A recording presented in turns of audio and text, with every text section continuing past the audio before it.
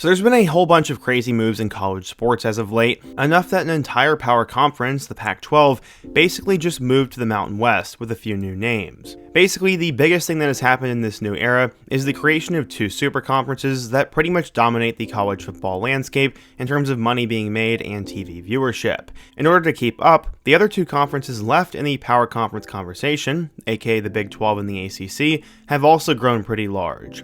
The ACC grew from 14 to 17 teams as they added Stanford, Cal, and SMU, which is very ridiculous that two teams from the state of California and one in Texas are in the Atlantic Coast Conference. The Big 12 went from 8 to 12 with the additions of BYU, Cincinnati, UCF, and Houston, and then up to 16 with the additions of Arizona, Arizona State, Utah, and Colorado, who was once a member. It is seen as necessary to have these huge conferences with teams that don't really have all that much history together, as for example, Rutgers vs UCLA is a conference game, and Stanford vs Clemson is also a conference game. It's just weird.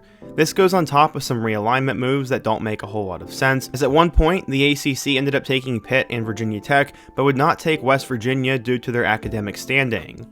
The Big 12 wanted to add Louisville around the same time, but was told no by Texas and Oklahoma.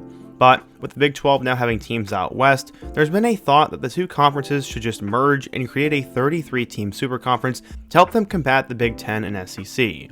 While it would be huge, it would also ensure that the league has teams in every time zone and revenue would be shared across all schools, so there's the thought that it might just be big enough to combat the Big 10 and SEC. We know this isn't going to happen, but for a little bit, there was some smoke that Clemson, Florida State, and North Carolina were looking to get out of the ACC so they could join the Big 10 or the SEC.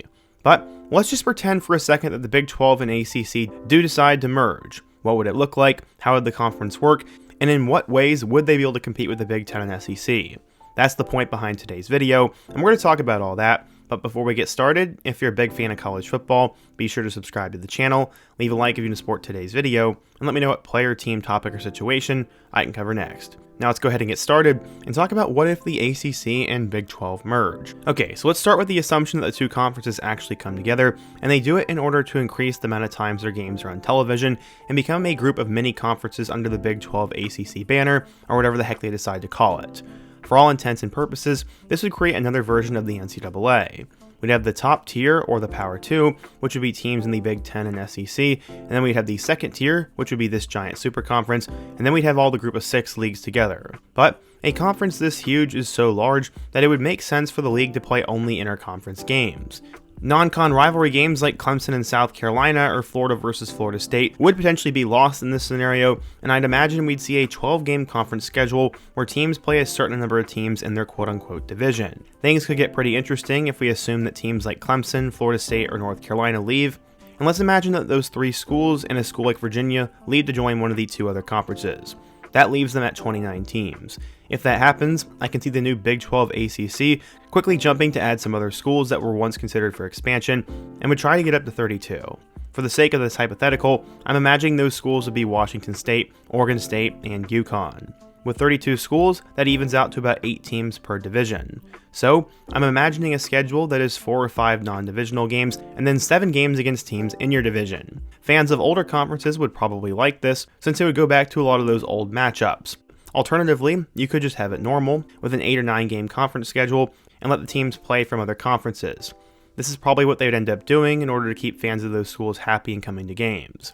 The divisions would probably be spread out geographically. To start, you'd have the Pacific Division, which would have Stanford and Cal, Oregon State and Washington State, Arizona and Arizona State, and BYU and Utah. Across the country, you'd have the Northeastern Division with teams like UConn, Boston College, Syracuse, Pitt, West Virginia, Louisville, Cincinnati, and Virginia Tech.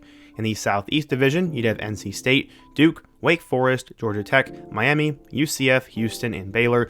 And in the Central, or the Plains Division, you'd have Colorado, Iowa State, Kansas, Kansas State, Oklahoma State, Texas Tech, TCU, and SMU, or something like that. Scheduling would have to work differently with a big conference like this, as instead of having the top 2 teams in terms of talent play each other, a conference this large would increase the likelihood that more than 2 teams ended the season unbeaten, meaning that tiebreakers would be very important. But the one thing we know about conference realignment is that it is being done to create a better product for television, and with a conference of 32 teams, there's a better chance to do something that's never been done before. Earlier this year, the Big 10 was discovered by the New York Times and The Athletic to have been discussing a conference tournament of 4 teams to help determine its champion. Essentially, the top 4 teams in the conference would play in a bracket to help determine who would be in its conference championship game, and then the 2 winners would play in an extra game to determine the conference champ. A conference of 18 makes this more difficult, but a conference of 32 would make a lot of sense. In this world where a 32-team Big 12 ACC exists, each division champion would be seeded 1 through 4, and then would play for a conference title game essentially.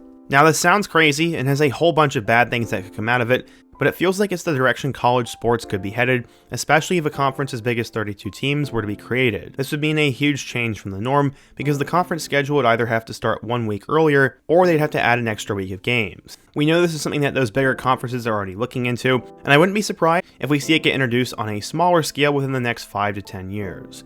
So, a 14 tournament at the end of the year is what is going to determine the conference champion, and it would make it more likely that those 2 teams from that mega conference get added into the playoff, especially if there are 2 good teams in a division and the team that gets left out only has 1 loss on the schedule.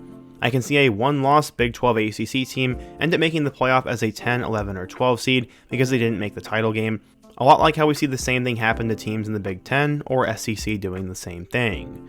But the main thing that this divisional structure would do is make sure that teams play their traditional rivals or teams closer to them more often.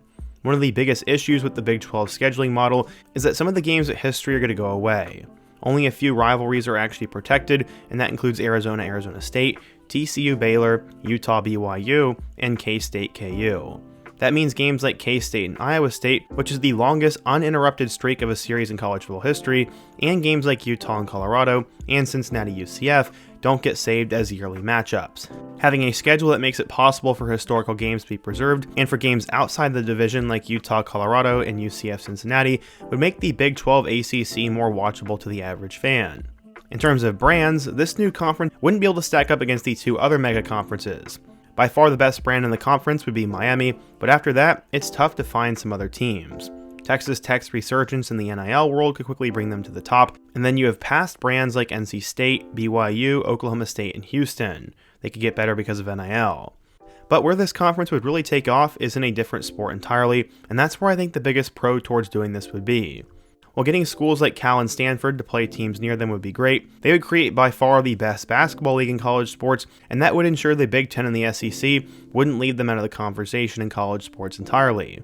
The ACC has had great basketball brands like Duke, Syracuse, and Louisville, and adding them to a roster that includes Kansas, Arizona, Houston, and UConn would mean that this conference would become the premier basketball conference. If the Big 10 and SEC were to separate from the rest of college sports, they wouldn't be able to do it without including this new Big 12 ACC brand because of all the basketball schools that this conference has. There are tons of reasons why this wouldn't happen. As for starters, it's impractical, and a conference of 32 teams would dilute television payouts, and you'd have to restructure the way college football contracts are given.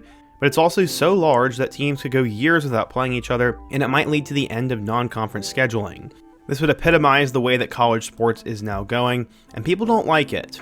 Realignment has done a lot of weird things over the past few years, and honestly there's no reason for teams like Stanford and Cal to be in the ACC, or for West Virginia and UCF to even be in the Big 12. Stuff like that never made sense. So, a conference like this will likely never happen, but it's something we definitely need to think about going into the future. I've definitely noticed this college football season more than anything, as fans of Big 10 and SEC schools basically are pretending that the Big 12 and the ACC don't count, and many of them want to eliminate the Group of 5 from the college football playoff altogether.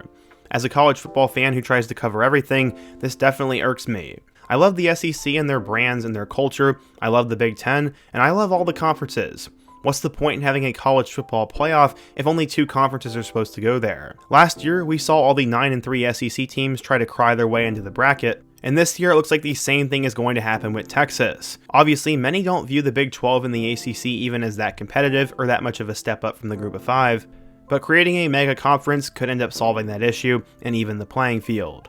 But I don't want any of this to happen, and what do you guys think?